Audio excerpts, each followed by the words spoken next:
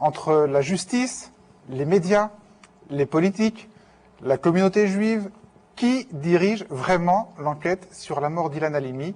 Une image a résumé toutes les confusions. Lors du dîner annuel du CRIF, le Conseil représentatif des institutions juives de France, le garde des Sceaux a, et c'est plutôt rare, apporté des précisions. L'un des co-auteurs aurait dit qu'il s'était attaqué au jeune Halimi parce qu'étant juif, il supposait qu'il était riche. Alors, image étonnante et sans précédent, le ministre de la Justice, assis à la table de la communauté juive, faisant des révélations sur une enquête judiciaire en cours, à des journalistes. Aïe, aïe, aïe, les confusions vont bon train. Alors, ce qui a d'abord été présenté comme un crime crapuleux avant de devenir un crime antisémite, pourquoi les récits médiatiques ont-ils à ce point varié depuis la mort d'Ilan Halimi? On tentera de répondre à cette question avec Piotr Smolar. Vous êtes journaliste au Monde et depuis le début dans vos articles sceptiques sur la thèse du crime antisémite. Michel Zerbi, vous êtes directeur de la rédaction de Radio J, une des 4 radios qui partagent la fréquence communautaire juive à Paris. Vous, au contraire, très tôt, vous avez fait des émissions sur la thèse antisémite. Enfin, Esther Benbassa, vous êtes historienne du judaïsme moderne et dans un récent article du Monde, vous avez crié « Évitons l'emballement ». On verra à qui s'adressait ce cri. Mais nous allons décidément, mais nous allons commencer avec vous, Maya Neskovic, par des images de la télévision turkmène. Bah oui, parce qu'on n'en parle pas assez du Turkménistan, et c'est bien Ça, dommage. La dernière fois qu'on en avait parlé, c'était en 96. Le président turkmène Sapamourad Niyazov était en visite officielle en France. Alors le Turkménistan, c'est une charmante petite dictature d'Asie centrale, très riche en gaz et susceptible de signer des gros contrats avec les entreprises françaises, notamment avec Bouygues. Et au lieu de lui offrir, comme on fait d'habitude avec ses gros clients, un dîner à la Tour d'Argent, une soirée au Moulin Rouge, Bouygues a eu une idée beaucoup plus originale, lui offrir une émission spéciale, une fausse émission spéciale sur TF1, présentée par un vrai animateur, Jean-Claude Narcy, à l'époque vrai directeur adjoint de l'info, avec en invité vedette le président Niazov lui-même, apparemment ravi et très touché par l'attention.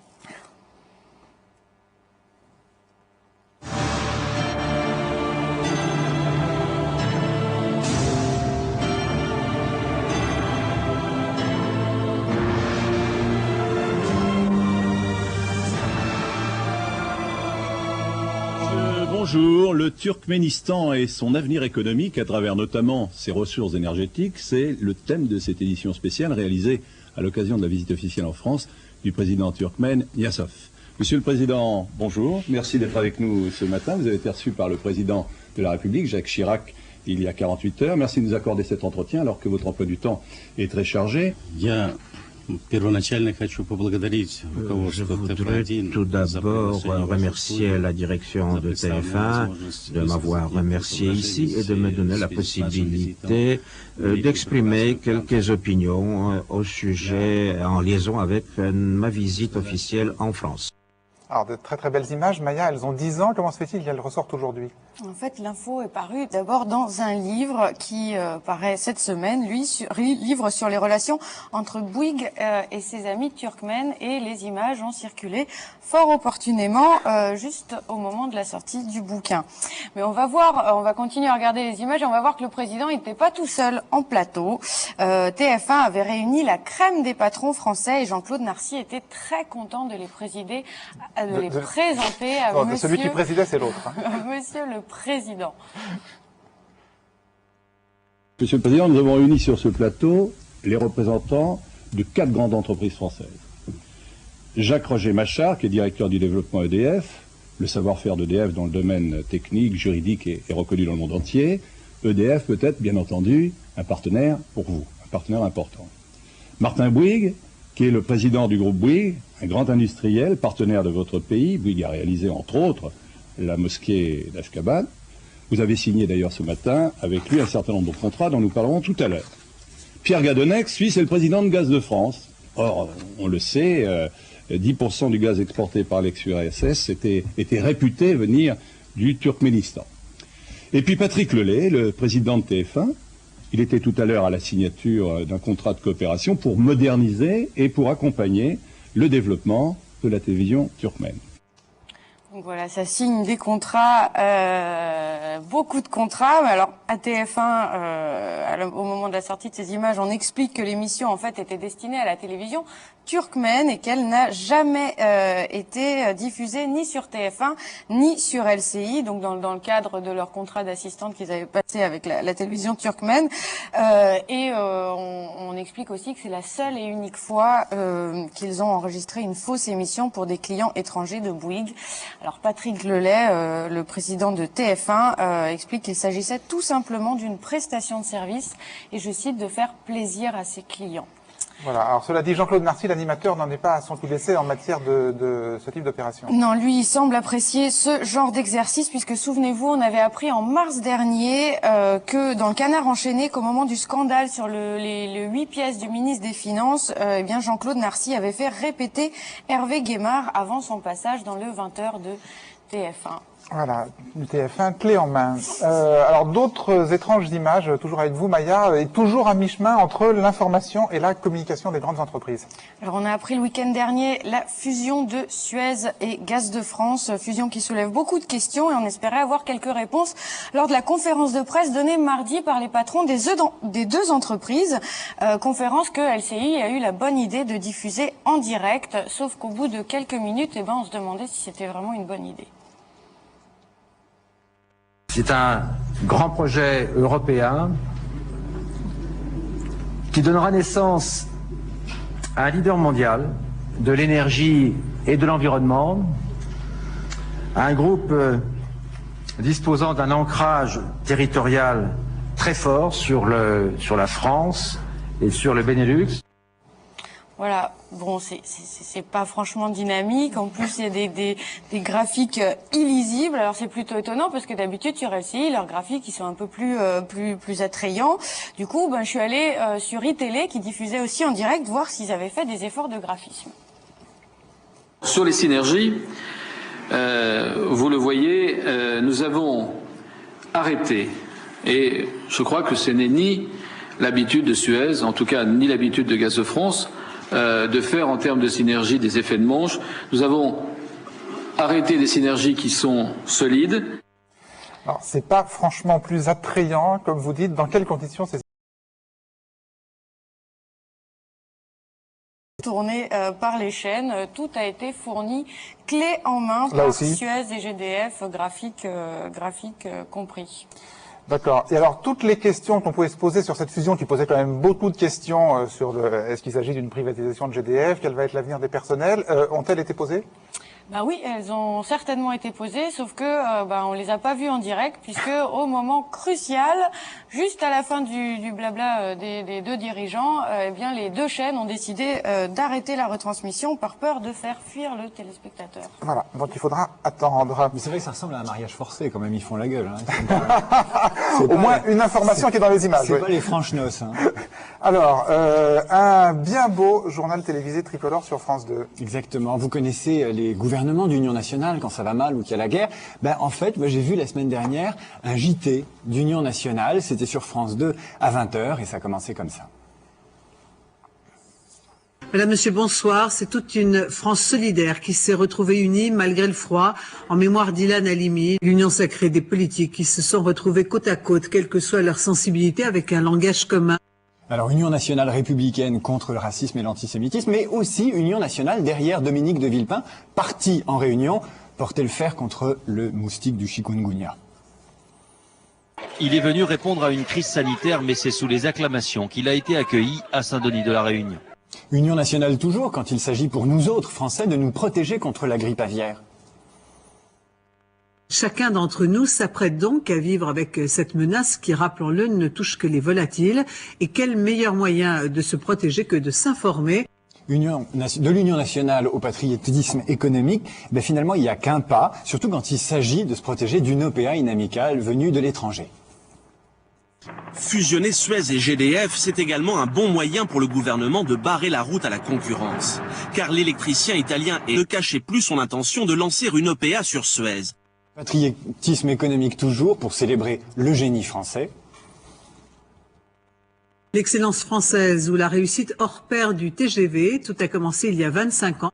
Patriotisme économique encore pour honorer le mouton tricolore.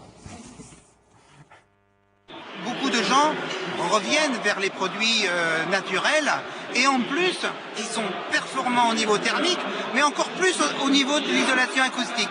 Voilà, la fin de ce 20h, c'était pareil, c'était le même ton quand il s'agissait de célébrer le sport français, les sportifs français, les médailles françaises, un peu comme au César, où on va célébrer le film français, les acteurs français et le César qui n'est pas moins français. Et même Serge Gainsbourg, le provocateur, le déviationniste, l'homme qui faisait la différence. Il brûle des billets français, il pervertit des jeunes françaises à coups de sucettes à l'année, il porte des légions d'honneur usurpées et évidemment il chante la Marseillaise en reggae. Eh bien malgré ça, pour les 15 ans de sa mort, il est incorporé dans le patrimoine national français. Alors évidemment, à la suite d'un JT comme ça, on s'étonne, c'est un vrai jardin à la française, il n'y a rien qui dépasse, il n'y a pas une polémique. Eh bien ce JT, il a une qualité et un défaut. Il a même la qualité de son défaut. Sa qualité, c'est quoi? C'est qu'il nous envoie des messages pour qu'on vive mieux ensemble, à coup de mythologie républicaine, à coup de références industrielles communes ou de références culturelles, comme avec les Césars. Et évidemment, plus on est unis, plus on est dans le vivre ensemble dans le JT, moins on a d'esprit critique et moins on reçoit les informations avec esprit critique et moins on polémique autour du journal télévisé d'Union nationale. Ça, c'était le défaut de la qualité. Exactement. Alors, toujours à propos du journal télévisé, une révélation, Judith, pour y passer, il faut des images.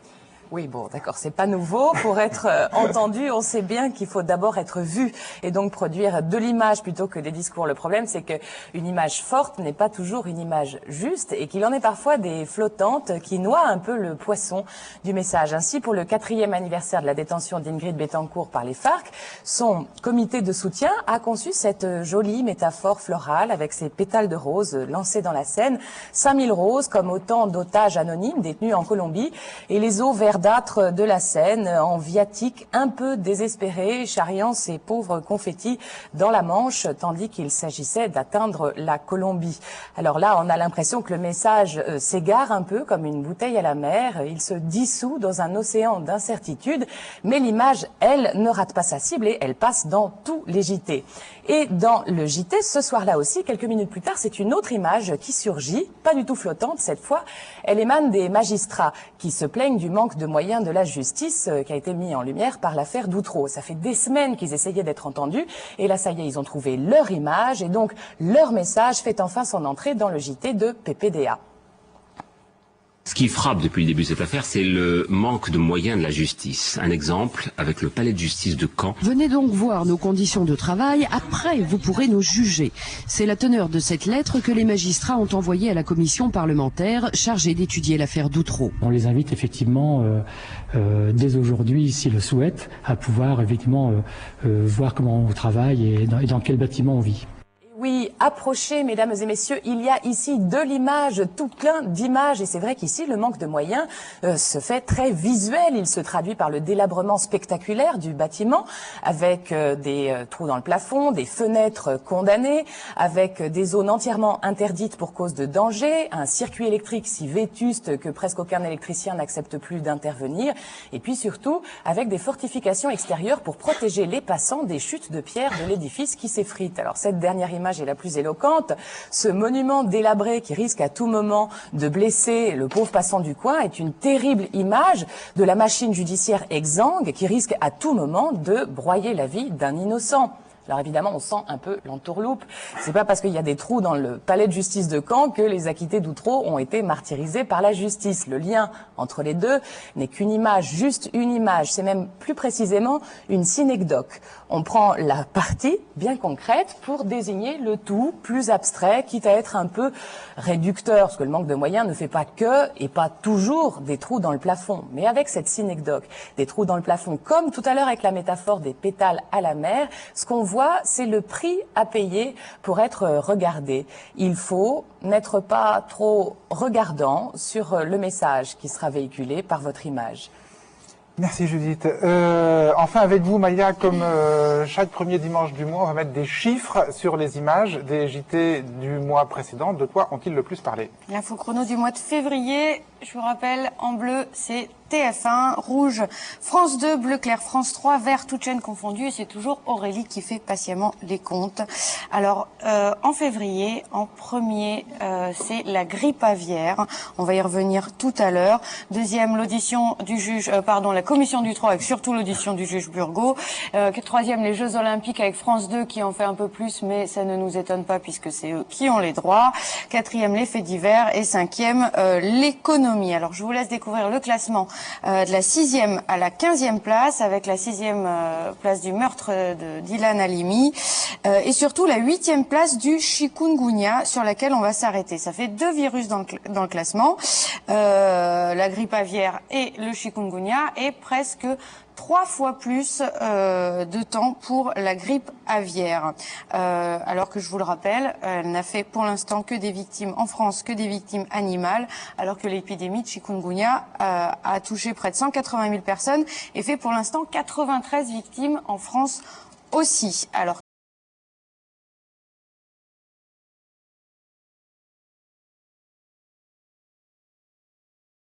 on se demandait si les Français continuaient à manger du poulet ou pas. Donc on va voir les volaillers sur les marchés, et au début ils n'étaient pas vraiment inquiets. Olivier Druet vend ses poulets cuits depuis seulement 9 mois sur le marché le plus fréquenté de la capitale bretonne. Mais il connaît déjà tous les arguments quand il s'agit de rassurer des clients inquiets au sujet de la grippe aviaire. Il y a beaucoup d'inquiétudes, enfin quelques inquiétudes, mais je crois que les gens ont compris qu'à partir du moment où la viande était cuite, il n'y a pas de souci, quoi. Nous, il n'y a pas trop de baisse en fait. Voilà, tranquille, mais notre pauvre artisan rôtisseur ne savait pas encore ce qui l'attendait. Un flot ininterrompu d'images terribles, des volatiles qui ont fait des prises de sang, qu'on égorge, qu'on décapite, des cadavres qu'on dissèque, qu'on autopsie, qu'on triture en gros plan, des images d'usines de foie gras, le triage, les coqs morts aux yeux vitreux, les triages des petits poussins à l'usine, tout le processus de fabrication du poulet avant que ça n'arrive dans nos assiettes. Bref, de quoi vous écœurer de manger du poulet pendant un bon bout de temps, et ce qui devait arriver arriva. Après une semaine à ce régime-là, sur les marchés, le discours avait un peu changé. La vente diminue d'environ 20%, voilà quelques jours. Si ça continue, peut-être qu'on a peut-être 1 ou 2 employés qui ont licenciera. Tout ça, c'est quand même de l'information, Maya. Les gens mangent toujours du poulet. Ensuite, toutes les raisons pour lesquelles les gens ne devraient plus manger de poulet. Et ensuite, les gens ne mangent plus de poulet. Et voilà comment on arrive à ce... fait 3 informations qui remplissent au total ce temps. Les résultats complets de l'infochrono sont site de France 5. Sur le site d'Arrêt sur Image sur France 5. Alors, nous allons maintenant en venir à un des sujets qui ont été le plus traités par les JT le mois dernier, qui est le meurtre d'Ilan Halimi. Crime crapuleux, comme on l'a dit dans un premier temps, ou crime antisémite, comme il l'est devenu par la suite. C'est ce dont il sera question sur ce plateau. Mais Perrine Dutreuil, nous allons commencer par une image, je dirais c'est l'image qui a le plus choqué dans ce traitement, même si elle est un peu périphérique par rapport au centre du dossier. Ouais, c'était lundi dernier sur la chaîne e-télévision qui a fait un scoop en diffusant une interview de Youssouf Fofana, le chef présumé du gang des barbares, donc auteur de l'enlèvement et du meurtre d'Ilan Halimi. Le journaliste de l'émission e-Afrique explique à l'antenne que son correspondant en Côte d'Ivoire, qui a beaucoup de contacts sur place, dit-il, a réussi à pénétrer les locaux de la police judiciaire d'Abidjan pour poser quelques questions à l'ennemi public numéro 1, Fofana, donc en train de manger tranquillement un plat local avec sa petite amie. Racontez-nous l'enlèvement de Ilan.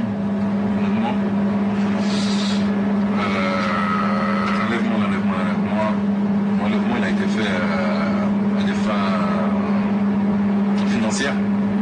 Qu'est-ce que vous avez à dire à la famille d'Ilan? Que leur enfant ne s'est pas tué.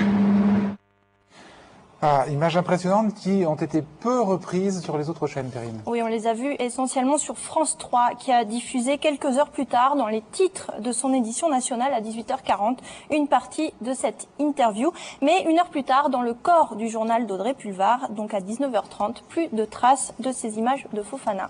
Alors, qu'est-ce qui s'est passé entre les deux à France 3? Alors, le rédacteur en chef du 19-20 m'explique qu'ils ont dans un premier temps décidé de diffuser cette interview parce qu'ils avaient eu 2 garanties de la part de Valérie Lecable, donc qui est la directrice générale d'e-télévision. D'une part, que l'interview avait été obtenue sans aucun échange d'argent, d'autre part qu'elle avait été réalisée par un journaliste professionnel. Mais entre 18h30 et 19h30, il y a des rumeurs qui ont commencé à enfler. De grosses sommes d'argent auraient été versées pour obtenir cette interview. Le doute grandissant, la rédaction en chef de France 3 a donc pris la décision de ne pas rediffuser cette interview.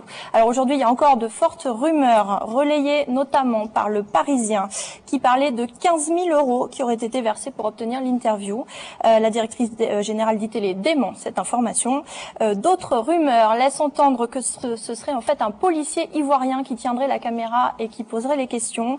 Là encore, ce ne sont que des rumeurs, mais ce que l'on sait, c'est qu'il y avait 6 policiers ivoiriens présents dans la salle lorsque l'interview a été faite. Et ce que l'on sait également, c'est que la PJ d'Abidjan a diligenté une enquête interne. Voilà, 6 policiers ivoiriens qu'on ne voyait pas à l'image.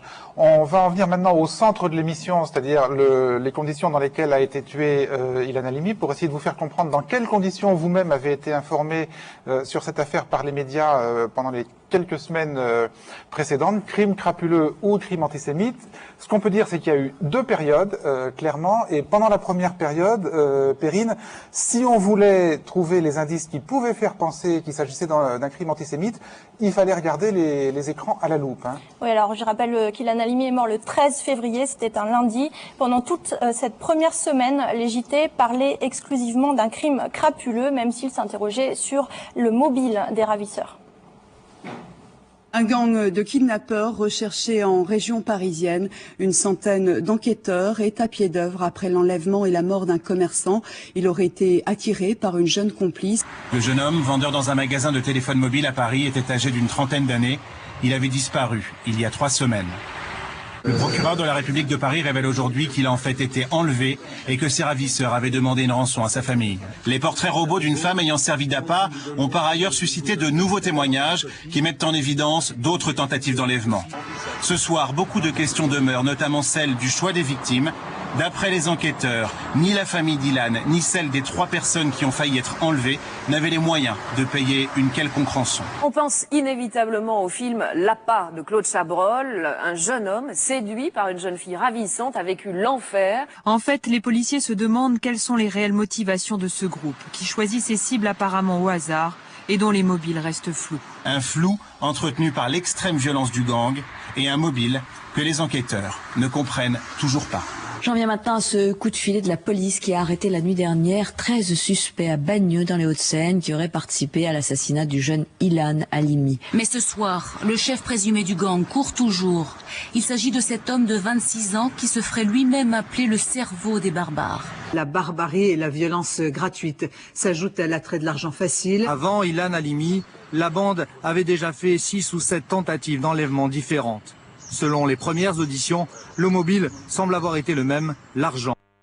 Alors pendant cette même semaine, aucune allusion n'est donc faite à la judéité d'Ilan Halimi, mais on la comprend à demi-mot, notamment le jour de son enterrement.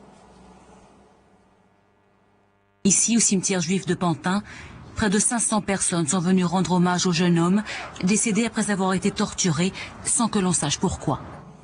Et dans les autres reportages, les images laissées paraître des indices sur l'origine juive de la victime, notamment notre reportage de France 2, sur le boulevard Voltaire à Paris, dans le boulevard où Ilan Halimi était vendeur de téléphone. Fermé, en mémoire d'Ilan, lit-on sur le papier. Les commerçants du quartier n'ont pas eu le cœur à travailler. Eux sont venus spontanément apporter des fleurs, des bougies, lire des prières sur le boulevard Voltaire, à Paris. Ici, la majorité pense que l'enlèvement avait un caractère antisémite, même si à ce jour, l'enquête ne le démontre pas. Voilà, et pour la première fois, là, le mot antisémite était prononcé dans un sujet, Perrine, puis il y avait des indices visuels, comme ces bougies contenues dans des boîtes avec des caractères hébreux, et dans l'image des obsèques que vous avez passée tout à l'heure, évidemment, la forêt de kippa dans les allées du cimetière, qui laissait voir sans dire.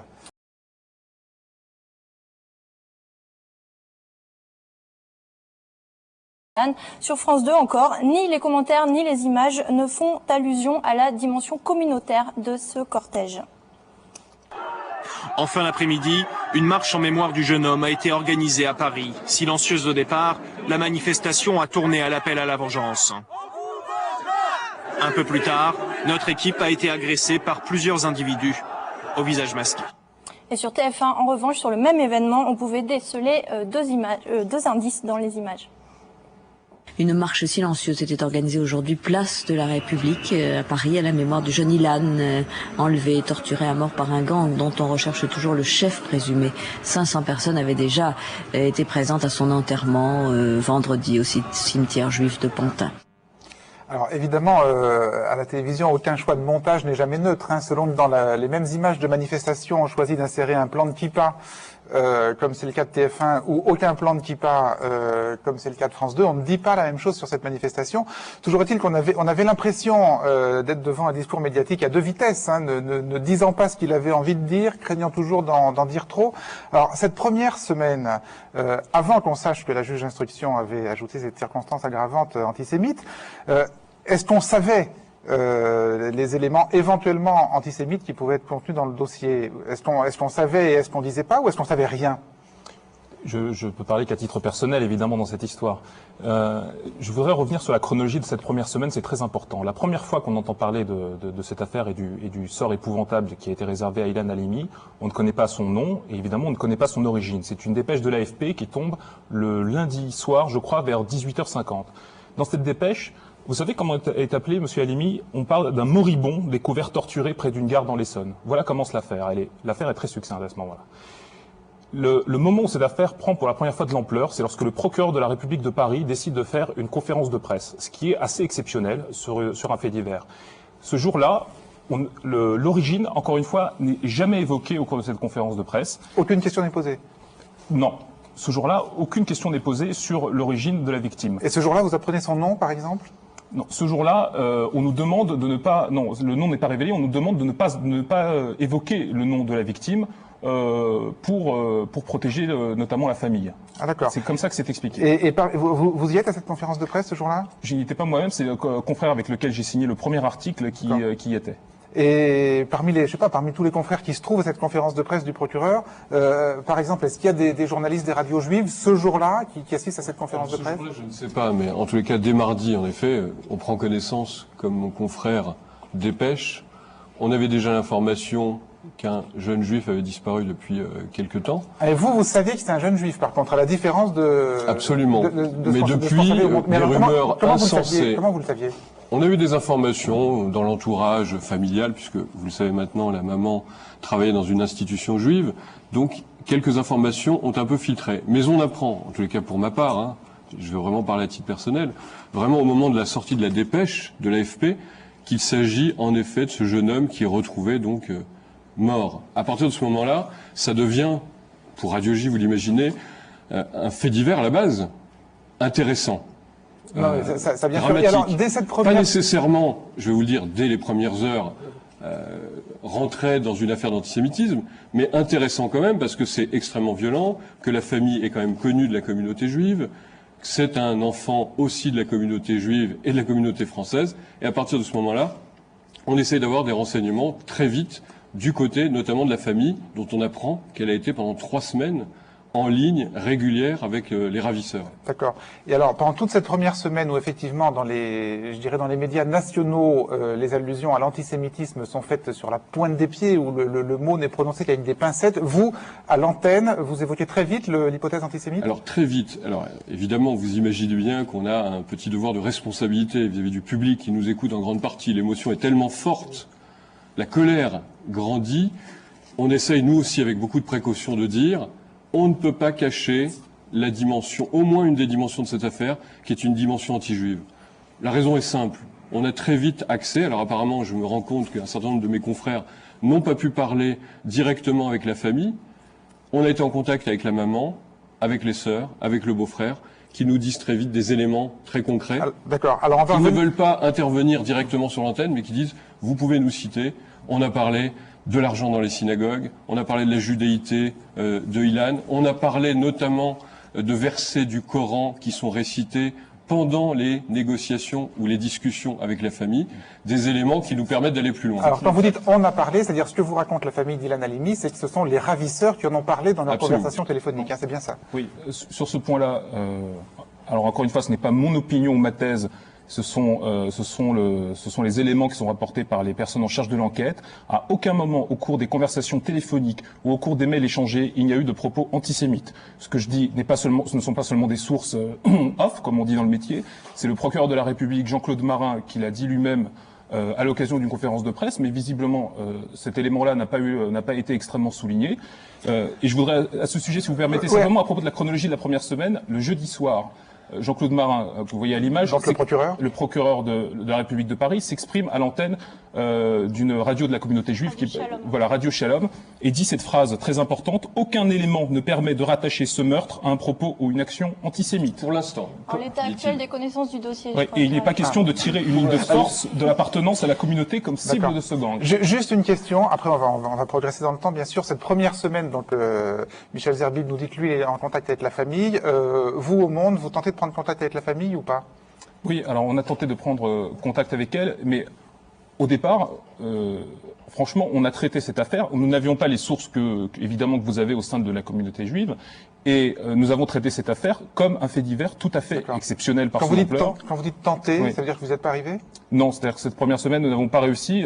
C'est-à-dire que Mme Halimi n'a pas souhaité répondre à toutes les sollicitations des journalistes. Elle a reçu certains, d'autres ont été conduits. Je sais pas, je pense pas qu'il y avait de critères particuliers, mais comme elle était dans un état d'émotion considérable, qu'on peut comprendre. Très bien. Alors, tout bascule, Perrine, un certain lundi soir. Hein. Oui, le lundi suivant, le 20 février, ce soir-là, le CRIF, donc le Conseil représentatif des institutions juives de France, tenait son grand dîner annuel qui rassemble de très nombreuses personnalités de toute nature. Et ce soir-là, pour la première fois publiquement, la question d'un possible acte antisémite est posée.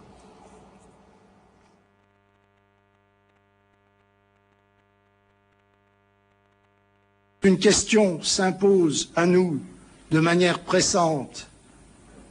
Ilan est-il mort parce que juif? J'ai demandé au ministre d'État, ministre de l'Intérieur et au garde des Sceaux que toute la lumière soit faite sur cette affaire, y compris, bien sûr, sur les motivations de cet acte odieux. Alors au même moment, ce même soir, la juge d'instruction prend la décision de retenir la circonstance aggravante d'antisémitisme dans les chefs d'inculpation de 7 personnes mises en examen. Information qui est donnée quelques minutes plus tard par le ministre de la Justice en personne, Pascal Clément, qui était lui aussi au dîner du CRIF. Je ne peux que confirmer la décision du juge d'instruction et de sa décision de retenir la circonstance aggravante pour antisémitisme. Alors cette annonce entraîne le soir même une gradation étonnante au fil des heures sur LCI. Torturé et tué par le gang des barbares dans des circonstances horribles à Bagneux pourrait s'apparenter à un crime antisémite. En tout cas, ce soir, la juge d'instruction a retenu la circonstance aggravante de crime commis en raison de l'appartenance à une religion. La mort d'Ilan, torturé et tué par le gang des barbares dans des circonstances horribles à Bagneux, s'apparenterait à un crime antisémite. Bonsoir à tous. L'enlèvement et le meurtre d'Ilan par le gang des barbares était donc un crime antisémite. Et le lendemain... Pourrait s'apparenterait, était donc. Hein, donc un crime antisémite. Et donc le lendemain, à la une des journaux, le mot est lâché. Libération titre en une, la piste antisémite. Et le Parisien relaie, je cite, la grande inquiétude de la communauté juive. Alors, Madame Benbassa, quelle est votre analyse? Parce qu'on voit que c'est une affaire à plusieurs protagonistes. Hein. Il y a la justice, il y a la police, il y a le gouvernement, il y a la communauté juive, il y a les médias. Qui entraîne qui? Qui emballe qui? Vous dites évitons l'emballement, mais qui emballe qui? Les uns emballent les autres. Je crois que le dîner du CRIF a joué un rôle important. Et nous sommes en période préélectorale. La sécurité est un élément très important, n'est-ce pas, dans cette campagne. Il y a quand même une sorte de coïncidence et on voit le leader communautaire, Villepin, ensuite le juge d'instruction. Et cette graduation, nous ne pouvons pas la juger d'avance. coïncidence, mais il y a quand même des éléments concordants qui se joignent et qui nous font penser que l'antisémitisme dans cet acte crapuleux a été mis à un moment donné en avant pour différentes raisons. A été mis en avant. Alors, évidemment, la coïncidence est troublante. On se dit c'est quand même bizarre que la nouvelle de la circonstance aggravante arrive en plein dîner du CRIF, mais apparemment, d'après ce qu'on sait nous, c'est une vraie coïncidence. C'est-à-dire que ça coïncide avec la fin de la garde à vue des suspects. Oui, Piotr Smolar. Effectivement, c'est une vraie coïncidence. Mais puisque vous posez la question de la responsabilité, je pense que la responsabilité est partagée entre les journalistes qui font ces lancements, notamment sur LCI, qui sont des lancements inexacts, et sans doute par absence... De plus en plus inexact au fil des heures, oui. Tout à fait.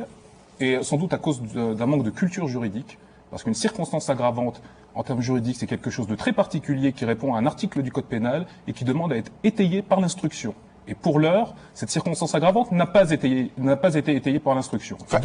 Dès qu'il y a mise en examen, tout demande à être étayé par l'instruction. Oui, mais c'est très important parce qu'on confond une circonstance aggravante qui est retenue dans une mise en examen avec le fait qu'un mobile antisémite serait avéré, ce qui est absolument différent. Et le deuxième point sur lequel je voulais insister, c'est que je pense que Dominique de Villepin et Pascal Clément portent aussi une importante responsabilité dans ce qui s'est passé, dans le sens où, par leurs propos publics, ils entraînent une confusion entre plusieurs registres. Le registre du droit pur et, d'autre part, le registre de l'émotion et le registre politique. Le fait que cette affaire suscite une très très forte émotion est tout à fait légitime, notamment au sein de la communauté juive.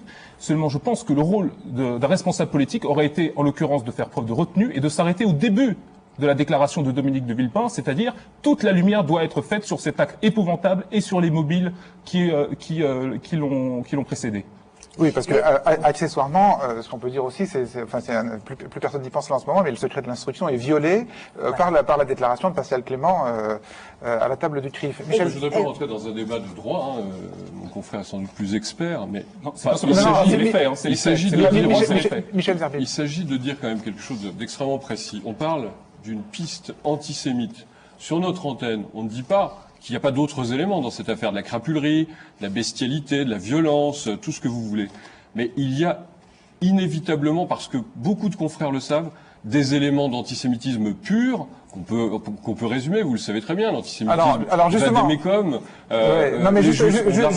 justement, on va les résumer puisque finalement, antisémite ou pas antisémite, de quoi parle-t-on exactement, Perrine? Alors, on va décortiquer un peu les éléments retenus par la juge d'instruction. Un premier élément, ici donné sur France 2, c'est l'apparent choix d'Ilan Halimi comme cible parce qu'il était juif. Un enlèvement et un meurtre à caractère antisémite. La juge d'instruction retient pour le moment cette circonstance aggravante en se fondant sur deux éléments. Le premier, c'est la déclaration du petit ami d'Audrey, une jeune fille qui a servi d'appât. Il lui aurait dit « Il a été enlevé car il est juif et les juifs ont de l'argent pour payer une rançon ». Alors un deuxième élément que vous mentionniez tout à l'heure, c'est l'allusion faite par les ravisseurs dans leur coup de téléphone à la famille pendant la séquestration d'Ilan, donc allusion à la communauté juive et aux synagogues. Alors qu'Ilan était séquestré dans l'un de ses appartements, les malfaiteurs pressaient ses proches de payer, arguant qu'il suffisait de prendre l'argent de la rançon dans les synagogues. Les ravisseurs ont dit « Vous allez aller dans la communauté juive et demander à chaque juif une participation de 1 000 € ou alors aller dans les synagogues pour faire un appel pour qu'on puisse payer la rançon ». Je précise que c'est la maman d'Ilan Halimi qui parlait donc à visage caché. Donc ces deux éléments, apparemment vous n'avez pas eu la même interprétation de ces deux éléments au sein de la rédaction du Monde. On pouvait lire dans l'édition du 22 février à la une, le mobile antisémite retenu dans la mort d'Ilan Halimi. Mais votre papier en page intérieure, Piotr Smolar, titrait « Une police réservée sur le mobile antisémite ». Et au cœur de votre papier, vous soulignez que policiers et magistrats distinguent le stéréotype qui fait d'un juif une personne aisée et les crimes antisémites classiques. Et un peu plus loin, vous soulignez que les policiers confirment l'absence de toute culture politique chez les membres du groupe qui ne seraient motivés que par l'argent. Alors, on va engager le débat antisémite ou pas, mais d'abord sur ce qui s'est passé à l'intérieur du Monde. Est-ce que c'est, comme il peut arriver dans les journaux, que les gens qui font le titre de une n'ont pas lu très attentivement votre papier, et donc il y a un décalage entre le titre et l'article, ou est-ce que c'est une vraie divergence d'interprétation, c'est-à-dire que ce que les policiers vous ont dit ne pas être antisémite a été considéré par la hiérarchie du Monde comme des éléments effectivement penchant vers l'antisémitisme? Il serait complètement mensonger et absurde de nier qu'il y a une contradiction flagrante entre le titre de une et le titre de mon article et le contenu de mon article. Mais comment elle s'est produite? Elle s'est produite parce que la personne qui est en charge du titre de une, par ailleurs, petite remarque, ce n'est pas moi qui fais le titre de mon article, hein, aussi important. Enfin, la personne qui était chargée à la direction de la rédaction ou les personnes qui étaient chargées de rédiger le titre de une ont mis l'accent sur ce qui leur paraissait à ce moment-là le plus important, c'est-à-dire la circonstance aggravante qui avait été retenue par le magistrat, sans faire, à mon avis, suffisamment la distinction entre le mobile antisémite, qui pour moi n'existe pas dans cette affaire, et encore une fois le stéréotype qui apparaît. Alors voilà, parce que ce que vous dites vous, c'est que le fait de savoir que les ravisseurs ont dit au téléphone on sait que les juifs ont de l'argent, vous n'avez qu'à faire des collectes dans les synagogues, ça ne suffit pas à caractériser le mobile antisémite. Je vais vous le dire rapidement, parce que je pense que Madame Benbassa est bien mieux placée que moi pour expliquer ensuite toutes ces nuances sémantiques. Je pense que nous sommes en présence d'un stéréotype moyenâgeux et mutant, qui a beaucoup évolué ensuite au XIXe siècle, qui est remis à la sauce urbaine d'aujourd'hui, qui est absolument consternant et extrêmement répandu, à mon humble avis, dans les cités, et pas seulement dans les cités, mais que ce stéréotype ne fait pas figure de mobile dans l'affaire, qu'il s'agit d'un crime crapuleux avec une bande de quartier qui voulait obtenir de l'argent. Enfin, il fait pas figure de mobile, mais il est relié directement au mobile, puisque si on va enlever Ilan Halimi, c'est parce qu'on suppose qu'il a de l'argent. Alors, Esther Benbassa.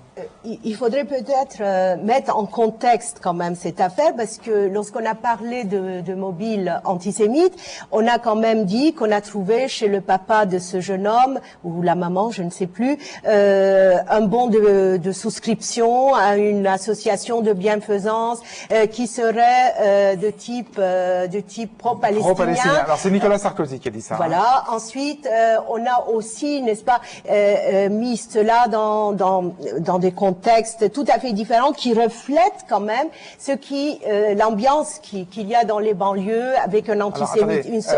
Esther Benbassa, on va revenir sur tout ça dans la suite de l'émission. Juste sur cet argument-là, le fait que les ravisseurs aient dit au téléphone, on s'en est pris un juif parce qu'on sait que les juifs ont de l'argent et puis vous avez qu'à faire une collecte dans les synagogues. Est-ce que pour vous, ça vous paraît caractérisé? Est-ce qu'on peut appeler ça crime antisémite ou pas, sachant ça? On ne peut pas appeler cela crime antisémite et le stéréotype, parce que c'est pas pour ce stéréotype qu'on a tué ce bonhomme. On l'a tué, ce pauvre jeune homme, il a été tué comme tant d'autres sont tués et peut-être d'une manière beaucoup plus rude parce que il y a eu à Montbéliard un cas. À Montbéliard, il y a eu il y a quelques jours, n'est-ce pas, il y a eu un crime qui ressemble beaucoup à celui-là, un type d'une cinquantaine d'années. D'un cadre de Peugeot, oui. D'un cadre de Peugeot qu'on a torturé, tué, etc. Mais revenons à ce crime en France, c'est vrai. Oui, mais revenons à ce stéréotype quand même.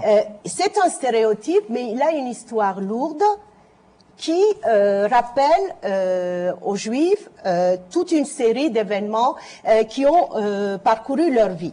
Mais c'est plutôt au niveau de l'antisémitisme moderne du 19e siècle. Le juif, c'est l'argent, c'est Rothschild, et on voit un antisémitisme au 19e siècle qui vient aussi de la gauche et de la droite dans ce sens, c'est l'argent. Mais donc c'est bien un stéréotype antisémite. C'est un stéréotype au départ antisémite, c'est vrai. Au départ et à l'arrivée. Mais à l'arrivée aussi, mais aujourd'hui, il est devenu, on voit des gens de très bonnes familles, bons français, dire comme ça en passant, oui, vous savez, les juifs ont de l'argent. Donc c'est devenu. Mais on ne tue pas tous on un ne jeune tue homme. pas, non, d'accord. Mais ramener cela, ramener tout ce crime à ce stéréotype n'est pas suffisant. Je trouve que c'est assez extraordinaire, permettez-moi, ce débat. Encore une fois, je veux être très très précis. Vous imaginez bien que Radio J, la radio juive en France, n'a pas nécessairement intérêt à mettre le feu aux poudres, à dire qu'il y a de l'antisémitisme là où il n'y en a pas. Je rappellerai par exemple l'affaire fameuse du RER-D, et je peux vous dire, et vous pourrez le vérifier, que jamais Radio J n'est tombé dans cette affaire. Pourquoi? Pas parce que nous sommes mieux informés, plus intelligents que les autres, tout simplement parce que nous sommes habitués, Madame Benbassa, depuis maintenant 6 ou 7 ans, depuis la fin des années 90, à traiter ces affaires, à les vérifier, à essayer de leur donner leur dimension juste. Or, si cette affaire, et vous parlez d'emballement, justement a généré comme disait Monsieur Smolar, cette émotion dans la communauté juive, et j'espère qu'elle est ailleurs que dans la communauté juive, c'est précisément parce qu'il y a eu à peu près 5000 cas d'actes antisémites plus ou moins graves, c'est vrai, et que, en vérité, le terreau sur lequel s'est produit cette affaire est très vraisemblable. Sans parler des 5000 cas, sur ce cas précis, pour vous, il n'y a pas de doute. Sur ce cas précis, il y a compte tenu des éléments qu'on connaît, au moins cette dimension antisémite. C'est un crime antisémite. Est-ce qu'on voudrait que Fofana arrive à la télévision, sur e-télévision, avec sous le bras les livres de Gobineau, de Drummond, le Mein Kampf et la charte du Hamas? Est-ce qu'on a besoin d'être à 20% antisémite, à 30% dans cette affaire? Qu'est-ce qui constitue le mobile antisémite dans cette affaire? Le mobile antisémite, c'est que ce jeune homme, très vraisemblablement aujourd'hui on le sait, n'aurait pas été tué et de cette manière s'il n'avait pas été juif. Non mais quel est le mobile dans cette affaire? Est-ce qu'on tue Halimi parce qu'il est juif? Alors pourquoi les négociations n'ont jamais abouti? Vous ne répondez pas à la question. Est-ce qu'on tue Halimi parce qu'il est juif? Je pense que Halimi est tué au bout du compte parce qu'il est juif. Il n'est pas relâché. Sur la base de quoi? Toute l'enquête pour l'instant ne permet pas d'établir exactement dans quelles circonstances. Non, Michel Zerbib sur la base. Non, s'il vous plaît. On va rentrer dans le vif du sujet. On a évoqué de façon allusive le fait qu'il y avait des affaires pas du tout connues, qui ont été connues après l'annonce de la mort d'Ilan, tentative de rapt de personnes en France, de Français. Il s'avère que sur 7 tentatives de rapt, il y en avait 6 qui étaient des personnes juives et une qui travaillait au sentier. Non, c'est inexact. Combien? Il y avait 4 personnes parmi les personnes qui ont fait l'objet de tentatives d'enlèvement de la part du groupe de Youssouf Fofana. Il y a 4 personnes qui sont considérées comme appartenant à la communauté juive. Comme dirait le procureur, en l'état actuel de nos connaissances, je peux vous dire qu'il y en aura plus. Alors rapporter la population juive, 0,8% de la population juive, 80% de tentatives d'enlèvement sur des personnes juives. Et ça ne vous convainc toujours pas qu'il y a un petit problème de ce côté-là? Michel Zerbib, ce qui est déterminant pour vous, c'est le fait d'apprendre qu'il y a eu d'autres tentatives d'enlèvement de la part du même groupe. Encore faut-il préciser que on n'est pas certain que ce soit de la part du même groupe. Hein. Mais ce qu'on sait simplement en l'état actuel de nos connaissances, c'est la phrase qu'il faut sans arrêt répéter dans cette affaire, c'est que des appels ont été passés d'un même cybercafé et d'une même cabine téléphonique, mais cela dit, on n'est pas absolument certain que ce soit Et pour vous, c'est ça qui est déterminant. Je voudrais juste dire, les éléments que nous avons donnés, moi j'ai pas envie d'être un idéologue, un parti politique, quelqu'un qui veut absolument régler les problèmes du monde. J'essaye de donner des informations. C'est celles que nous avons données dès le mercredi, donc qui précède l'enterrement d'Ilan. Le vendredi, vous montrez des images d'ailleurs. On savait déjà beaucoup de choses. En effet, l'argent des synagogues, les versets du Coran récités, encore une fois. C'est gênant. Ça vient de la famille ou ça vient de la police? Ça vient également de la police, c'est confirmé par la police et dit maintenant par la famille. Dit maintenant par la famille. Moi, ça m'intéresse beaucoup. Je ne suis pas du tout au courant de cette information. Vous n'êtes pas au courant que des versets du Coran ont été récités? Je ne suis pas au courant, mais je voudrais... Parce que c'est vraiment très important. Vraiment, la vérité se niche dans les détails, dans ce genre d'affaires qui ensuite fera l'objet d'un procès, sans doute. Et le procès se jouera sur les détails. Il faut revenir sur les circonstances dans lesquelles Ilan Halimi est décédé et qui, pour l'instant, ne sont pas complètement éclaircies parce que Youssouf Fofana n'a pas été entendu par les policiers de la brigade criminelle en France. Il devrait être sous peu ramené en France. Pour l'instant, ce qu'on sait, c'est qu'il y avait une grande division au sein de ce groupe, dirigé sans doute par Youssouf Fofana, qu'il y avait des gens qui ne comprenaient plus l'intérêt de continuer cette séquestration qui ne menait à rien puisqu'ils ne réussissaient pas à obtenir de l'argent. Et que le fameux soir, le soir fatal, le dimanche soir, apparemment certains membres du groupe pensaient que Ilan Halimi serait relâché. Et il s'est passé quelque chose sur lequel pour l'instant les enquêteurs n'ont pas complètement fait la lumière, qui a précipité la fin de Monsieur Halimi. Et que pour l'instant on ne sait pas exactement ce qui s'est passé. Et donc moi je me garderais bien de dire que le mobile dans cette affaire est antisémite, parce que ça signifierait encore une fois qu'on a voulu tuer Ilan Halimi parce qu'il était juif. Et ça vous étonnerait? Alors, Esther Benbassa. C'est vrai, si on ne situe pas ça dans l'ambiance aujourd'hui où se trouve la communauté juive très sensibilisée, avec une importante hostilité dans les banlieues à l'endroit des juifs, on ne peut pas comprendre comment on est arrivé aussi à cette conclusion. Il ne faut pas seulement rationaliser les choses. Il y a la partie irrationnelle aussi. On a vu quand même beaucoup de monde dans les rues. Ces gens-là sont dans l'émotion. Il faut prendre cela en considération et se poser la question, est-ce que ce crime n'est pas une sorte de symptôme de ce qui est dans les esprits aujourd'hui. C'est ce que disait Michel Zerbib. Il disait évidemment ça arrive dans un contexte où il y a eu 5000 agressions antisémites. Pas seulement, il y avait une décrue ces derniers temps, mais il y a une grande sensibilisation à l'antisémitisme et aujourd'hui on ne peut situer cet acte que dans ce cadre. On ne peut pas le penser avec les détails. À traiter une enquête, ce genre d'enquête, c'est de la matière inflammable. Oui. Vraiment de la matière inflammable. Il faut faire extrêmement attention aux détails. Et il y a d'une part l'enquête elle-même et ensuite l'émotion qu'elle suscite légitimement. Alors, ce qui est intéressant, on va continuer dans les détails, et dans qui dit qui et qui s'emballe et qui prend quelles précautions. Alors, on parlait de cette histoire de verset du Coran qui aurait été récité par les ravisseurs à la famille d'Ilan Halimi pendant les conversations téléphoniques. Vous le savez, Pietro Smolar, vous dites que les policiers, en l'état actuel de leur connaissance, je n'ai jamais entendu parler de ça. N'ont pas entendu parler de ça. Alors, vous avez entendu le procureur quand même dire la description aussi d'une scène à l'irakienne. Alors, attendez. C'est intéressant. Autre élément intéressant et qui permet de poser le problème du rôle des politiques dans ce type d'affaires, le rôle de Nicolas Sarkozy, Perrine. Oui, vous y faisiez allusion tout à l'heure. Donc, Nicolas Sarkozy, ministre de l'Intérieur, qui, à l'Assemblée nationale, donc au lendemain du dîner du CRIF, répondait à une question d'un député sur le meurtre d'Ilan Halimi. Le soir, au JT, les 3 chaînes reprennent le même extrait de la réponse de Sarkozy. Les associations juives ont été reçues cet après-midi par le ministre de l'Intérieur. Nicolas Sarkozy leur a exprimé sa conviction d'être face à un acte antisémite. L'enquête, a-t-il révélé, démontre que 4 des 6 victimes du gang des barbares sont des juifs. La vérité, c'est que ces voyous ont d'abord agi pour des motifs crapuleux et sordides, l'argent, mais qu'ils avaient la conviction, entre guillemets, que les juifs ont de l'argent et que si ceux qui l'enlevaient n'avaient pas d'argent, sa famille et sa communauté seraient solidaires. Cela s'appelle de l'antisémitisme par de l'amalgame et il n'est pas besoin d'ergoter davantage. Voilà, c'est donc l'expression antisémitisme par amalgame qui est reprise partout. Mais Nicolas Sarkozy poursuivait sa réponse avec une autre information qui, elle, n'a pas été reprise dans les JT. Cela s'appelle de l'antisémitisme par de l'amalgame et il n'est pas besoin d'ergoter davantage. La vérité, c'est que lors des perquisitions ont été découverts des documents de soutien au comité de bienveillance et de secours aux Palestiniens ainsi que des prescriptions de caractère salafite. Je le dis pour que chacun en soit informé et on ne peut pas d'un côté avoir l'exigence de la vérité et de l'autre ne pas donner les informations, quelle que soit par ailleurs la procédure, le juge et l'instruction. Alors ça, c'est quand même des informations extrêmement importantes de nature à colorer la nature du crime, et je crois qu'il est à peu près unique de voir que les journaux télévisés ne reprennent pas cette partie de la déclaration de Sarkozy. Pourquoi ? Alors sans doute parce que les policiers eux-mêmes ont minoré les informations de leur propre ministre.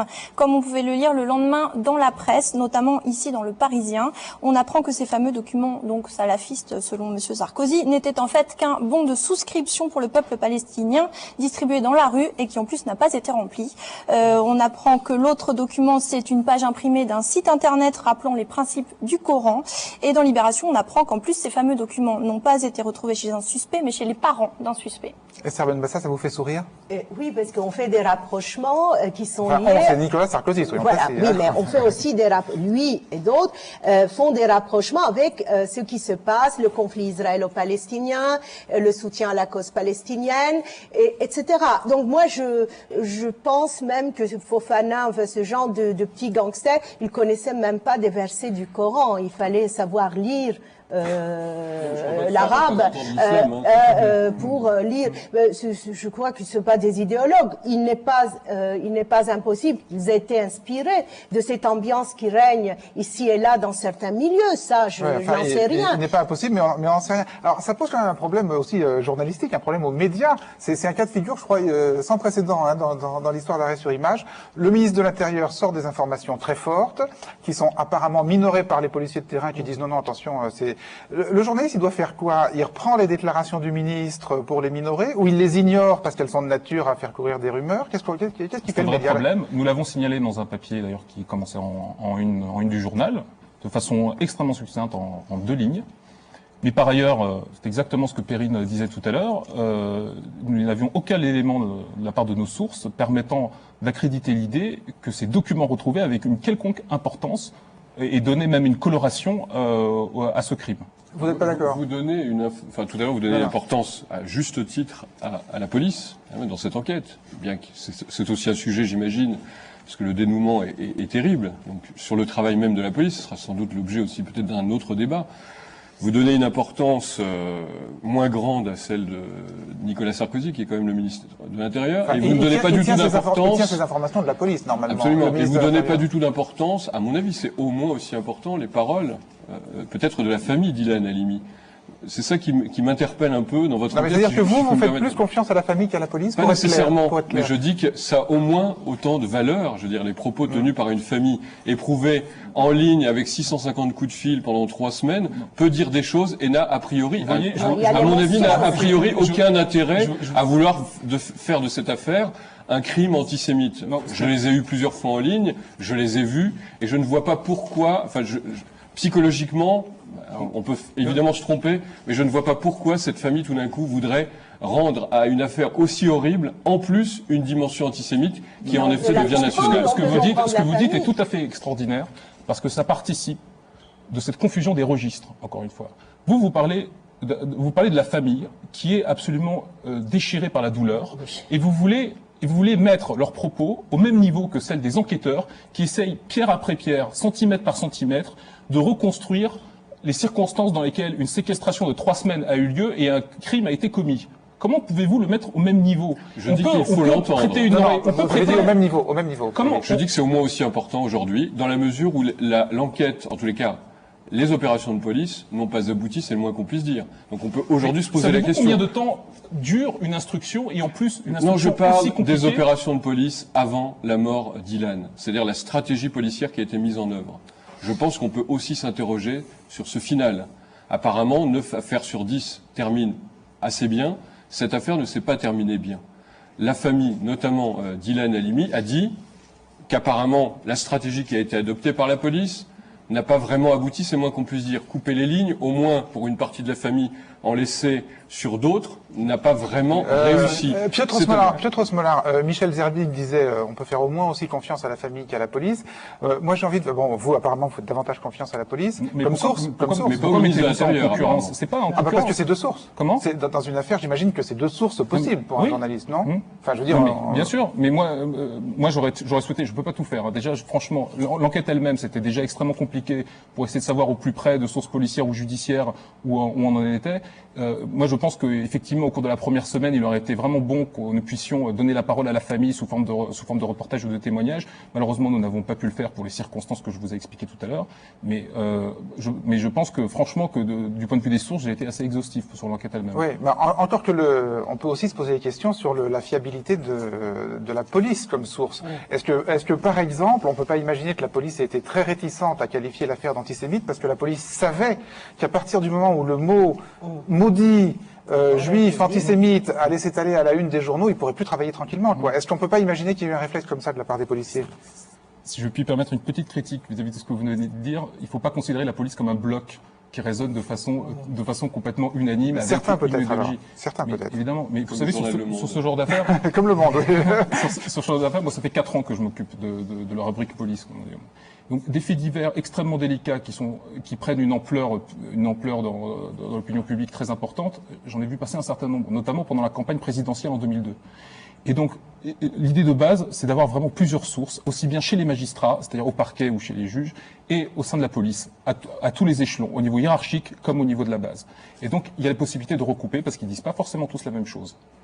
Oui, moi je me pose une autre question. Il y a eu d'autres rumeurs aussi qu'il avait subi, que ce jeune homme avait subi des violences sexuelles, etc.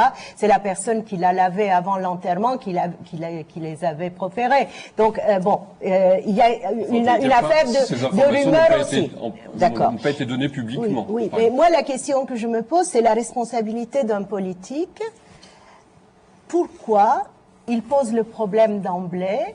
Et il tend vers la communautarisation de cette affaire très grave, certainement très très grave, mais Ilan Halimi était un Français comme un autre qui a subi la violence urbaine d'une manière peut-être exagérée, mais pourquoi? Qui est-ce qui avait intérêt à communautariser cette affaire? Bon, il suffit pas de poser la question, il faut apporter une réponse. Voilà. À votre avis, pourquoi les politiques font ça? À votre avis?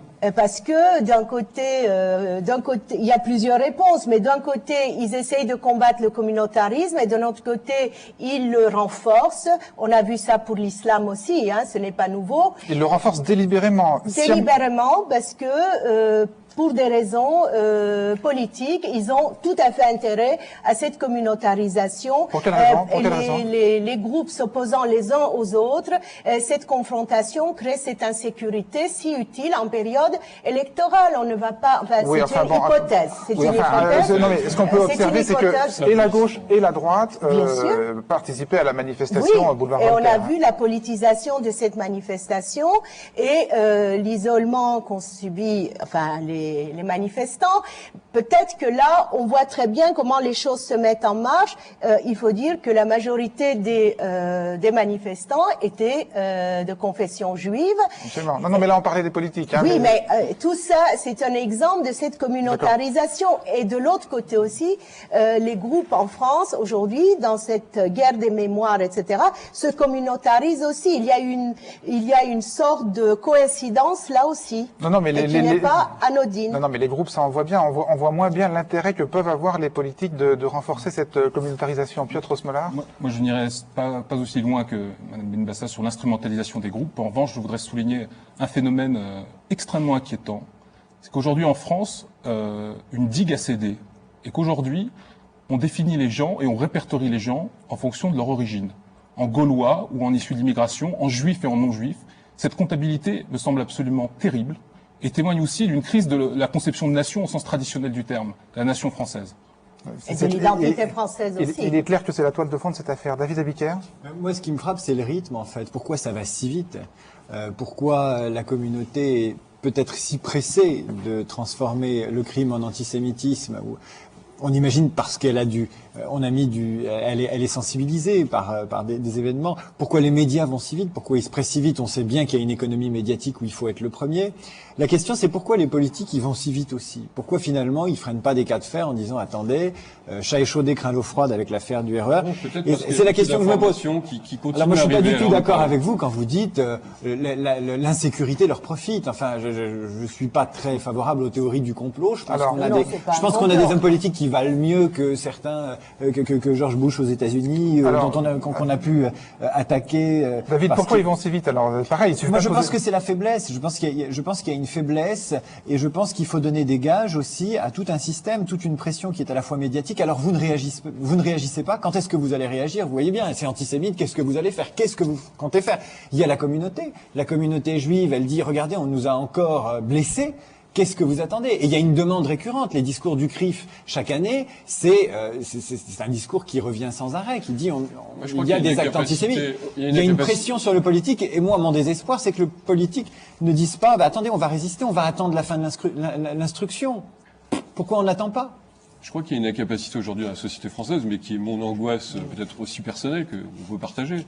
C'est que c'est très difficile aujourd'hui de réaliser. C'est peut-être une des raisons de l'échec de la manifestation de dimanche dernier, de se dire qu'en effet, des jeunes Français issus de l'immigration, des Noirs, des Arabes, peut-être pratiquant ou pas l'islam, se revendiquant de façon, disons, authentique ou pas de l'islam, peuvent aujourd'hui assassiner une personne parce qu'elle est juive. Pour l'instant, rassurez-moi, dans le dossier, personne ne s'est revendiqué ouvertement. Ce que je veux dire par là, c'est que cette idée-là, je ne dis pas que c'est la vérité que je viens de dénoncer, je dis que cette idée-là est impossible. Or, la réalité sur le terrain, c'est qu'à 90 à 95% des actes anti-juifs contre des personnes juives, du racisme anti-juif, sont perpétrés par et vous le savez, Madame Benbassa, par des personnes, comme on dit, issues de l'immigration, qui se revendiquent plus ou moins d'une cause palestinienne ou d'un islam dévoyé. Et ça, c'est très difficile à admettre aujourd'hui. Ce n'est pas une confusion, ce sont des chiffres, ce sont des enquêtes, et on ne peut pas être toujours dans le déni de la réalité sous prétexte que le vivre ensemble serait tout d'un coup mis en danger. Moi aussi, j'aimerais absolument vivre en tranquillité avec tous mes concitoyens, mais malheureusement, la réalité est très différente aujourd'hui. Oui, mais il y a une réalité. Vous nous traitez d'idéaliste en vérité, parce que vous dites, vous jouez un rôle de pyromane, et vous ne vous en rendez même pas compte. En assimilant systématiquement ces jeunes Français issus de l'immigration, par exemple à l'islam. Mais si je vous parle des actes antisémites, je ne vous parle pas des jeunes issus de l'immigration ou qui vivent dans les banlieues dans lesquelles je vis aussi. Je ne parle pas de ça. Il faut être extrêmement précis. Je ne vous parle que des actes antisémites. Et cette réalité est insupportable. Et la preuve, c'est le cas. Vous êtes tout d'un coup en train de m'accuser de pyromanie et une attaque personnelle. Ce qui est assez amusant. Il faut être dans les faits. Les téléspectateurs vous ont entendu et feront la part des choses. Alors, Judith, c'est sur cette querelle de mots. Oui, notamment cette stéréotypie qui est très très active là dans tout ce débat. Tout à l'heure, vous avez tenté un distinguo que je trouve un petit peu acrobatique entre le stéréotype et la notion d'antisémitisme, en disant c'est pas de l'antisémitisme, c'est dans le mobile. Alors, il me semble quand même que la stéréotypie, elle est au cœur de tous les racismes et de tous les sentiments hostiles à l'égard d'une communauté religieuse quelle qu'elle soit, antisémitisme ou islamophobie, même combat. On est dans la stéréotypie à partir du moment où on associe à un thème une série de prédicats, de motifs péjoratifs. Alors là, en l'occurrence, associé à l'idée de juif, l'idée d'être riche, est-ce que c'est péjoratif? De la part de quelqu'un de pauvre qui veut de l'argent, oui, ça va créer évidemment une hostilité. C'est au moins le mobile de l'enlèvement. Donc attention à dire c'est pas de l'antisémitisme parce que c'est juste un stéréotype. Le stéréotype, c'est la base de l'antisémitisme. Le mobile de l'enlèvement, c'est le fait de vouloir kidnapper quelqu'un pour avoir de l'argent. Oui, mais de supposer qu'il est riche parce qu'il est juif, c'est un stéréotype. C'est un stéréotype antisémite. Et comme il y a des stéréotypes islamophobes qui sont en train de s'engouffrer. Là, évidemment, on a une stéréotypie concurrente qui est en train de prendre forme. Voilà le danger des stéréotypes. Voilà. Et donc, ce sont deux racismes qui s'opposent à égalité. Et on est tous d'accord là-dessus. Merci Judith de ce distinguo. Alors, je voudrais qu'on termine par une autre affaire dont il a été beaucoup moins question à la télévision. On va essayer de comprendre pourquoi, puisque un parfum ou une odeur, une suspicion de racisme qui flotte autour d'une mort, il y a une autre affaire, Perrine. Oui, ça fauché par une moto, c'était le 12 février dernier. Sa veuve a témoigné dès le lendemain devant la caméra d'RFO Guadeloupe, rapportant des propos racistes qui auraient été tenus par des jeunes à l'annonce de la mort de son mari. Or, l'info n'est arrivée sur nos 3 grandes chaînes que 10 jours plus tard. Cela fait désormais scandale. Il y a 10 jours à Saint-Martin, aux Antilles, un gendarme mourait après avoir été percuté par un chauffard. Plusieurs dizaines de personnes auraient assisté sans réagir à la mort de cet homme. Certains auraient même tenu des propos racistes. Raphaël Klein avait 31 ans. Il était père d'une petite fille de 4 ans. Il était gendarme en poste dans la partie française de l'île de Saint-Martin, aux Antilles. Le 12 février dernier, il participe avec un collègue à un contrôle sur cette route où un rodéo est organisé. Il est soudain heurté par une moto, il s'écroule, selon son épouse. Personne ne lui vient alors en aide. Pendant qu'il était en train d'agoniser, il y avait 40 personnes autour de lui qui l'injuriaient. Donc, son collègue qui était avec lui hurlait « Allez chercher du secours, allez chercher du secours ». Personne n'a été chercher du secours. Ils attendaient qu'une chose, c'est que le gendarme meure. Et aux urgences, quand on est arrivé, ça criait dans tous les sens en disant oui, on a réussi, on a tué un blanc, on a tué un blanc. Oui, on a réussi, on a tué un blanc, on a tué un blanc. Alors évidemment, la question qu'on se pose, c'est pourquoi il a fallu plus d'une semaine pour que ce témoignage, enregistré par RFO aux Antilles, parvienne sur les médias nationaux, Perrine. Alors, ce qu'apparemment il s'est passé, c'est que c'est l'AFP qui n'a pas repris tout de suite les déclarations de la veuve du gendarme, diffusées donc sur RFO dès le lendemain de la mort du gendarme. Le journaliste en poste à Pointe-à-Pitre, donc journaliste de l'AFP, m'explique qu'en fait, il se méfiait de cette histoire, parce que d'une part, il n'y avait qu'une seule source, donc la veuve du gendarme, et que d'autre part, il m'explique qu'il fallait resituer cette histoire dans un contexte créole, dans lequel d'après lui, il est habituel de s'invectiver par sa couleur de peau. Donc voilà, c'est ce qu'il m'explique. C'est donc seulement une semaine plus tard. En fait, pendant une semaine, il y a eu une forte mobilisation sur Internet des associations de gendarmes. Et donc, c'est une semaine plus tard qu'il écrit une dépêche dans laquelle il rapporte d'une part les propos de la veuve du gendarme et les propos de ces associations de gendarmes. Donc, c'est donc le 20 février qu'il y a une dépêche. Le lendemain, Libération publie un papier. Le surlendemain, c'est Le Parisien qui relaye l'histoire et ça se retrouve retrouve dans les JT du 13h le jour même. Je précise juste que il y a une enquête qui est en cours et que les témoignages divergent en fait sur ce qui s'est réellement passé. Voilà. Mais enfin, c'est quand même un peu le même cas de figure, c'est-à-dire que l'entourage familial dit c'est raciste, les institutions disent prudence, prudence, on n'est pas sûr que ce soit raciste. Alors, dans les deux cas, je m'excuse du parallèle, mais il y a une communauté qui fait pression sur les médias. Dans un cas, c'est la communauté juive. On a vu qu'elle était, ah bah si, je veux dire, quand même, le dîner du CRIF, enfin, il y a quand même une pression importante. Dans l'autre cas, je sais pas si on peut dire qu'il y a une communauté des gendarmes, je sais pas si on peut appeler ça, mais en fait, c'est les associations de gendarmes et de retraités de la gendarmerie qui, par Internet, font pression sur les grands médias. Comme journaliste, est-ce qu'il vous paraît que le fonctionnement des médias était normal dans cette affaire-là? J'ai vraiment énormément du mal à juger parce que je n'ai pas suivi l'affaire, donc vous faites état de témoignages contradictoires sur le sujet, mais j'ai lu la presse comme vous et effectivement c'est le cas. En revanche, ce qui me paraît assez significatif, c'est le rôle qu'ont joué les nouveaux médias dans cette affaire, notamment Internet, comme vous le soulignez. C'est-à-dire que c'est eux qui ont en quelque sorte diffusé une contre-enquête. Enfin, à commencer par le témoignage de Stéphanie Klein, la veuve du gendarme. Ouais. C'est un phénomène assez intéressant.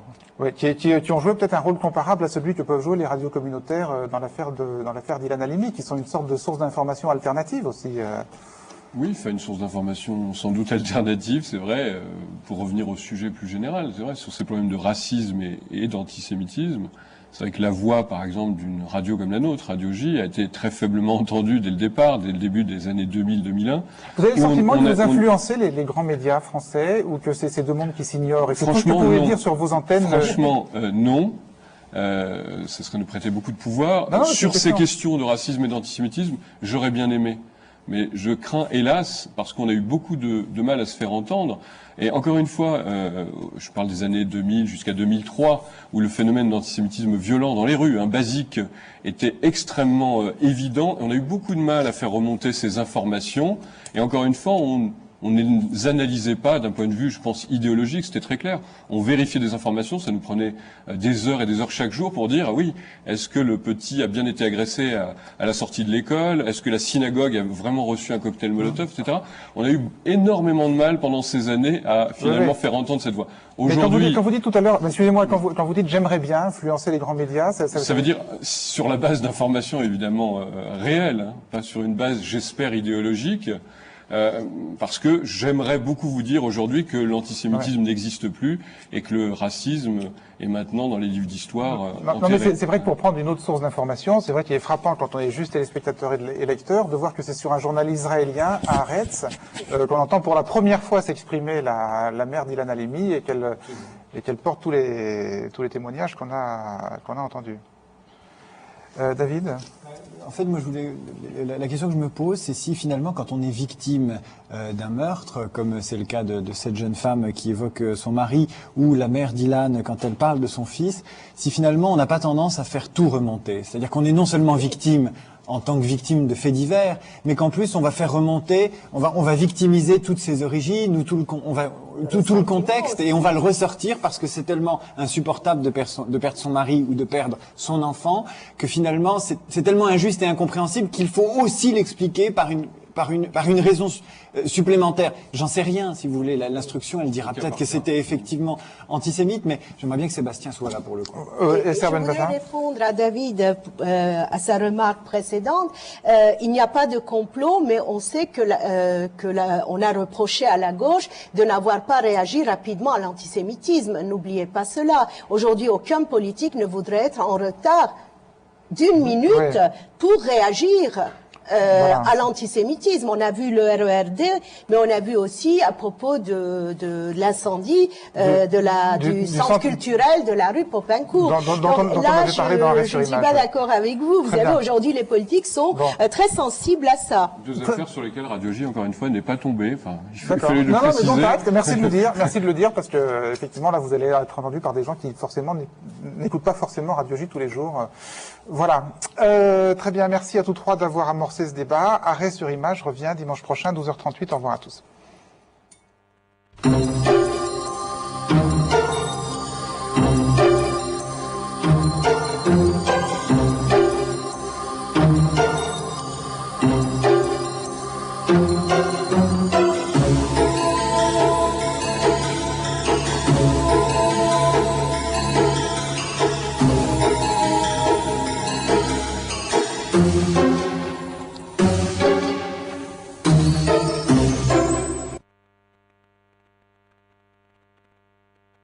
professionnel, c'est quelle est la valeur de la famille comme source et quelle est la valeur de la police et de la justice, quoi.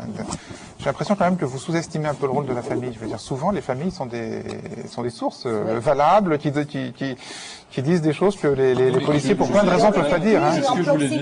Non, mais je ne l'estime pas du tout. Mais encore une fois, la circonstance aggravante est retenue par les juges, alors que je ne veux pas rentrer dans ce débat technique, mais il n'était pas du tout obligé. C'est-à-dire qu'il pouvait demander par la suite dans l'instruction.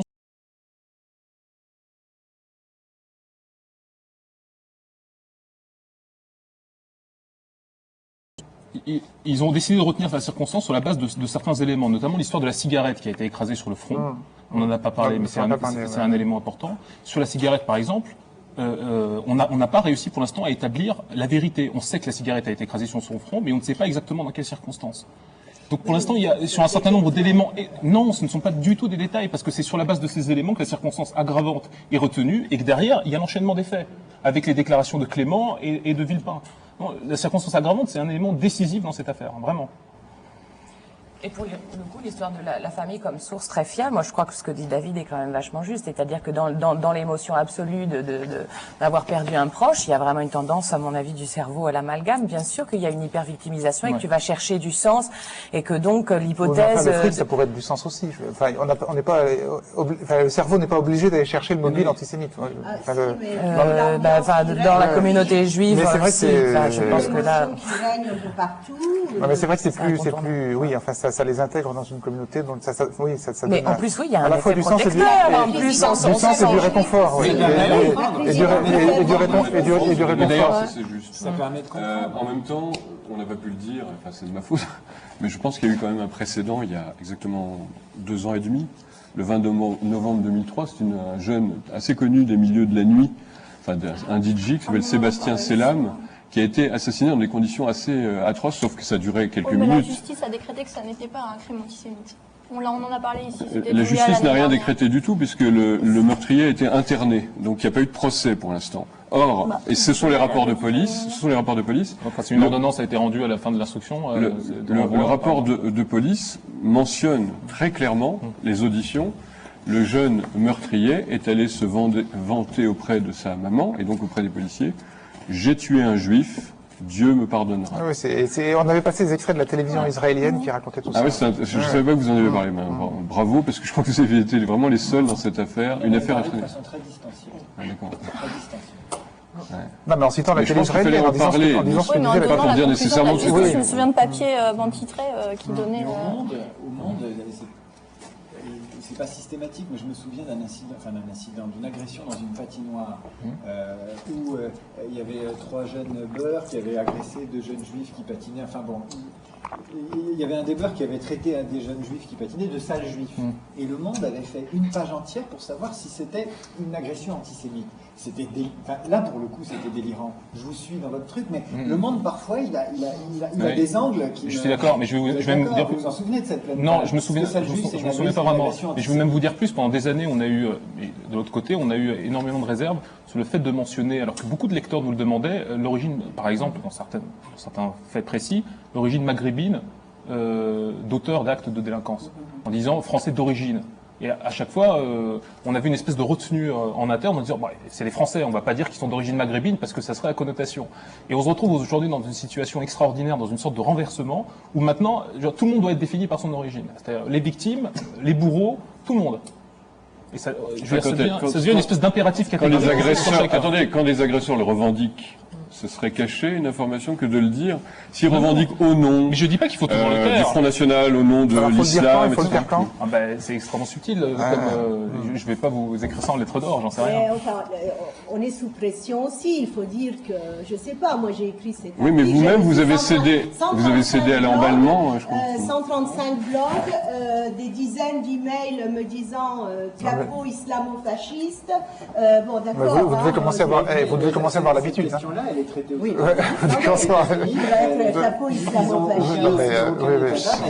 les journalistes, la plupart des gens qui sont en prison, je sais. sont commis exactement par des Noirs, mais parce que derrière ils disent, parce que la communauté noire c'est la plus défavorisée. Mais bien sûr, ils sont beaucoup plus décomplexés là-dessus. Donc ils le disent et derrière il y a un vrai. Mais d'ailleurs, il y a une semaine, on a publié par exemple des extraits de notes des renseignements généraux.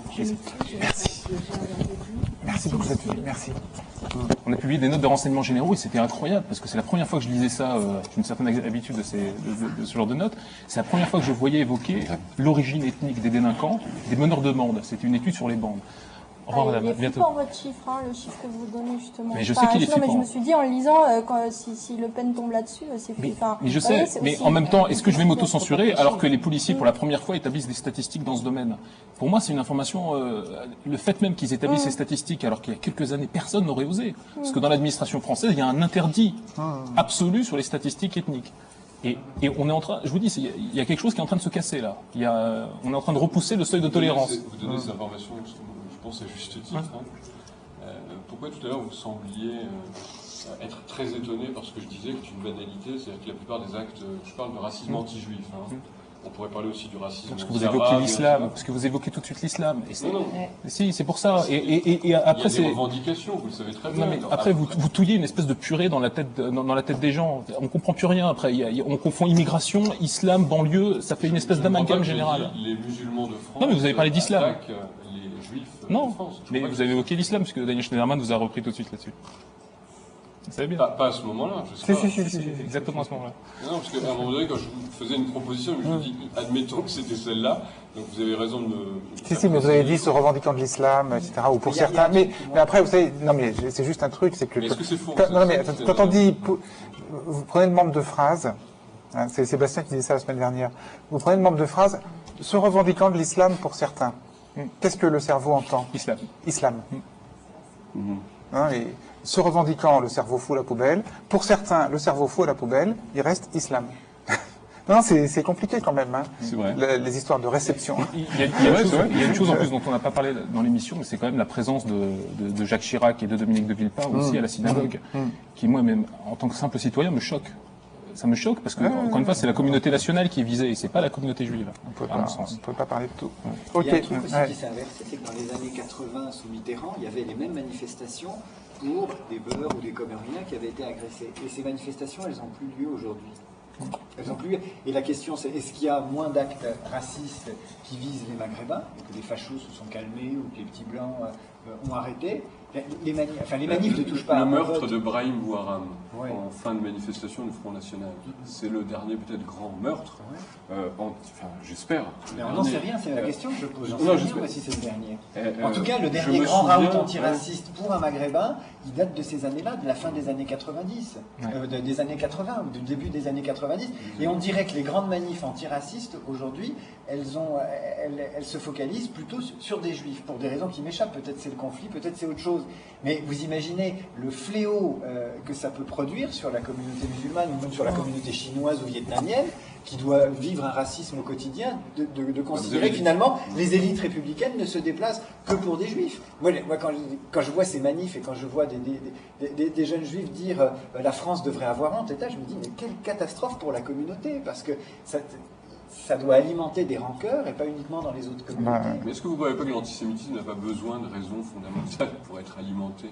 Vous voudriez une communauté juive parfaite, qui est très intelligente politiquement, qui réfléchit, qui est juste au plan de la stratégie de communication. Mais est-ce que vous pensez que ça empêchera des vrais antisémites de se manifester? L'antisémitisme, il est vieux comme les juifs. Pas de problème. En gros. Non. Bon, enfin, pas loin. Bon, je vous retrouve dans 2 minutes si vous avez le temps d'attendre. Je fais mon annonce et je vous retrouve.